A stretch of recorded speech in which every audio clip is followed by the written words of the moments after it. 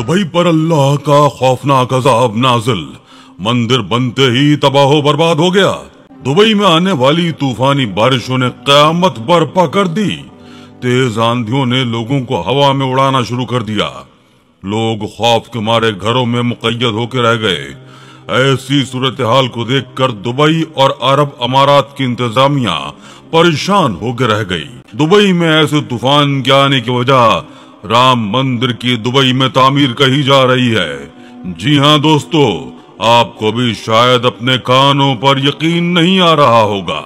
ये इस खत्ता अरब में बनने वाला पहला मंदिर है जिसका संग बुनियाद नरेंद्र मोदी ने खुद अबू धाबी में रखा। इंडिया के वजीर आजम नरेंद्र मोदी 13 फरवरी को मुत्तहिदा अरब अमारात के 2 रोजा दौरे पर रवाना हुए।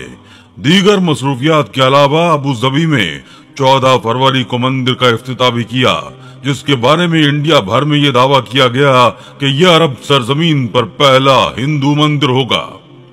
वो कोई और नहीं बल्कि नाइब सदर शेख मोहम्मद बिन राशिद अल मखतूम है, जिससे मीटिंग करने के बाद ही मोदी ने इस मंदिर का संग बुनियाद रखा।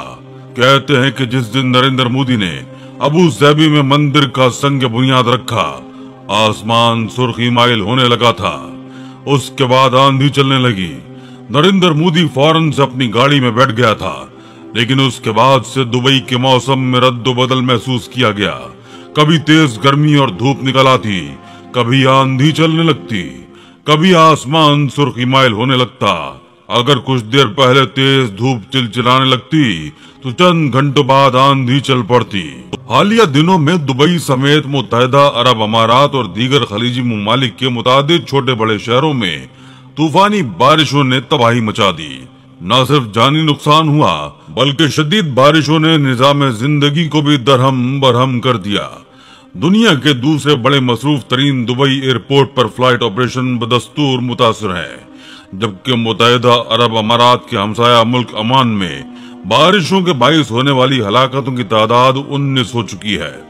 महकमा मौसमियात ने आइंदा दिनों में उन इलाकों में मजीद बारिश की पेशगोई की है जो पहले ही बारिश के पानी से ज़ेर आब हैं।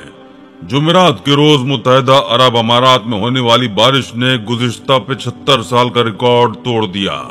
याद रहे कि मुत्तहिदा अरब अमारात में बारिश का रिकॉर्ड रखने का सिलसिला 75 साल कबल शुरू हुआ था।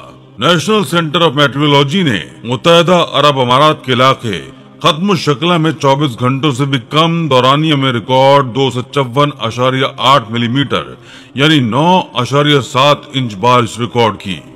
याद रहे कि मुत्तहिदा अरब अमारात में होने वाली बारिश का सालाना औसत 140 से 200 मिलीमीटर के दरमियान है, जबकि दुबई में बारिश का सालाना औसत महज 97 मिलीमीटर है।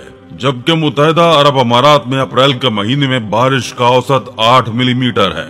मुत्तहिदा अरब अमारात में इंतहाई कम दौरानिये में होने वाली बेतहाशा बारिश और इसके बाद पैदा होने वाली सूरत हाल से मुतालिक सोशल मीडिया पर सार्फिन जहां एक जानिब इसे मौसमियाती तब्दीली और ग्लोबल वार्मिंग का शख्साना करार दे रहे हैं, वहीं बहुत से सार्फिन ये सवाल करते भी दिखाई दे रहे हैं कि कहीं इस सब के पीछे कुदरत के साथ छेड़छाड़ तो नहीं या फिर कुछ ऐसा वाकया तो नहीं रूनुमा हुआ जिसकी वजह से ये बारिशें किसी अजाब की सूरत में बरसने लगी हैं। हालिया दुबई की वीडियो सोशल मीडिया पर आते ही तहलका समझ गया।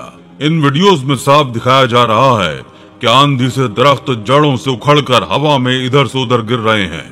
लोगों को चलने फिरने में मुश्किलात पेश आ रही हैं। जहां एक तरफ तेज आंधी ने दरख्तों को उखाड़ फेंका, वहीं दूसरी तरफ तेज तूफानी बारिशों ने हर चीज को डुबो के रख दिया है।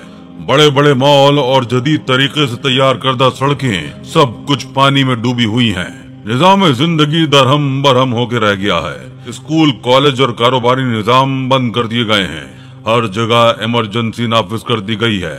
लोगों को बिला जरूरत बाहर जाने से मना कर दिया गया है। लोगों की गाड़ियां इस वक्त पूरी की पूरी पानी में डूब चुकी हैं। जिनके घर दुबई की निचली सतह पर बने हुए थे वो सब पानी में डूब चुके हैं। लोगों की जिंदगी बहुत ज्यादा मुश्किलात में आ चुकी है। जैसे ही सोशल मीडिया पर दुबई की इस तरह की वीडियोस ने तहलका मचाया, वहीं ये खबर भी सोशल मीडिया पर आग की तरह गर्दिश करने लगी कि इसकी वजह मंदिर की तामीर है। दोस्तों, ये बात बहुत से लोगों ने कही और जेर बहस भी है कि नरेंद्र मोदी पिछले 1 साल से 3 से 4 दौरे दुबई के लगा चुका है। दुबई के साथ और अरब अमारात के साथ ताल्लुकात को बेहतर बनाने के लिए आजकल नरेंद्र मोदी सरगर्दा नजर आता है। भारत में बनने वाले राम मंदिर के इफ्तिताही मौके पर भी इसने दुबई के बड़े बड़े शेखों को मदऊ किया था और वो राम मंदिर पहुंचे भी थे। दूसरी जानिब दुबई में मंदिर बनाना नरेंद्र मोदी का ख्वाब था और उसने अपने ताल्लुकात दुबई से बहाल होते ही वहां पर मंदिर बनाने की पेशकश कर दी। नीज वहां पर रहने वाले हिंदू लोगों से भी खास मुलाकातें की और ये भी कहा कि इनको इबादत करने के लिए अब दुबई में कोई भी मुश्किल पेश नहीं आएगी। अबू धाबी में मंदिर का संग बुनियाद रखने के बाद नरेंद्र मोदी का इरादा था कि अब वो दुबई में भी बहुत बड़ा मंदिर बनाएगा जिसका नाम राम मंदिर के नाम से रखा जाएगा। लेकिन सोशल मीडिया पर वायरल होने वाली वीडियोस में एक वीडियो ऐसी भी है कि जिसने लोगों के होश उड़ा के रख दिए। दोस्तों, इसमें साफ दिखाया जा रहा है कि जिस मंदिर की तामीर दुबई में शुरू की जानी थी वहां पर एक बहुत बड़ा बुत रखा गया था, लेकिन अब वो पानी में तैरता हुआ नजर आ रहा है। बारिश की तबाहकारियों ने ये भी बता दिया कि यही वो बारिश है जो कि रहमत बनकर बरसती है और यही वो बारिश है जिसे अल्लाह जब चाहे मुसीबत और अजाब बना दे या फिर अपने गुस्से का इजहार अपने बंदों को बारिश के जरिए से दिखा दे।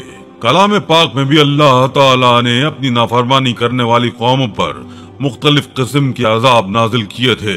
अल्लाह ताला ने जो मुख्तलिफ कौमों पर तरह तरह के अजाब भेजे हैं वो सब दुनिया के एतबार से सख्त थे और सभी अजाब अजाब इस्तिसाल यानी कि सफाई हस्ती से मिटा देने वाले थे। इन अजाबों के दरमियान तसव्वुफ सरिया से कोई दर्जाबंदी नहीं मिलती। अलबत्ता हजरात मुफस्सिरीन ने मुख्तलिफ कौमों पर मुख्तलिफ अजाब के नुज़ूल से मुताल्लिक कुछ नुक्ते बयान किए हैं।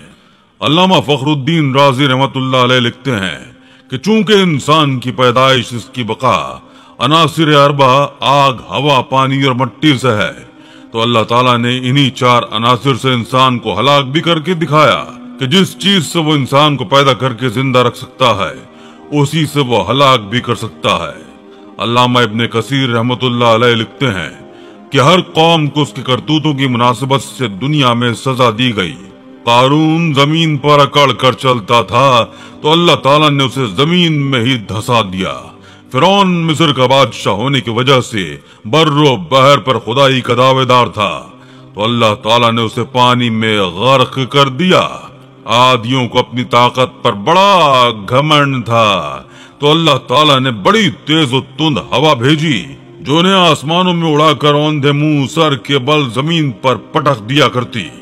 कौम समूद को उनकी तलब के मुवाफिक दलाइल दिए गए लेकिन वो सरकशी से बाज ना आए और ईमान वालों को शहर छोड़कर जाने को कहा और संसार करने की धमकी दी तो अल्लाह ताला ने एक चीख से पारा पारा कर दिया और इनकी नाफरमानी की आवाज और हरकत यकदम हमेशा के लिए खामोश कर दी।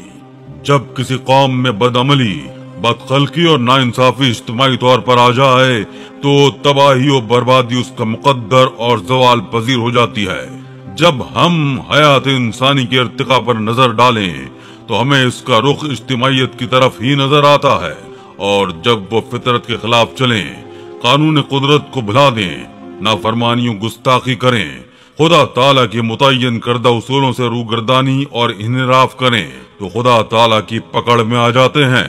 कौमें इज्तिमाई तौर पर बदअमल हो जाएं तो इसकी सजा दुनिया में ही मिल जाती है। इस ज़िम्न में कुरान करीम में मुख्तलिफ कौमों की तबाही का जिक्र किया गया है जिनमें ये बुराइयां पाई जाती थी। इन आयात में इसका जिक्र आया है और यकीनन हमने तुमसे पहले कितने ही जमानों के लोगों को हलाक कर दिया था जब उन्होंने जुल्म किए, हालांकि उनके पास उनके रसूल खुले खुले निशानात लेकर आए और वो ऐसे थे ही नहीं कि ईमान ले आते। इसी तरह हम मुजरिम कौम को जजा दिया करते हैं।